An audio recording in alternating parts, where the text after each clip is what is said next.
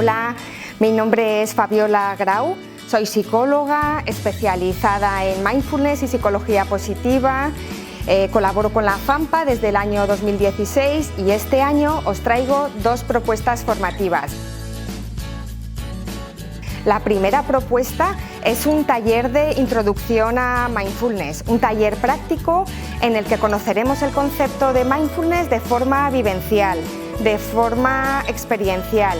Y es que con el entrenamiento en mindfulness, los padres cultivamos un espacio que nos permite dar una respuesta más saludable, más amorosa, más responsable, en lugar de dejarnos llevar por el piloto automático y reaccionar de forma impulsiva. Se trata de desarrollar una conciencia en la que nos demos cuenta de qué estamos diciendo a nuestros hijos, de cómo lo decimos y de qué efecto tienen nuestras palabras en los pequeños.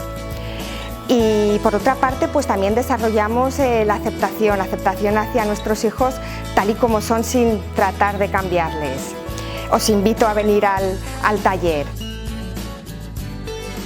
Y por otra parte, la segunda propuesta formativa es una charla que se titula Educar para la felicidad.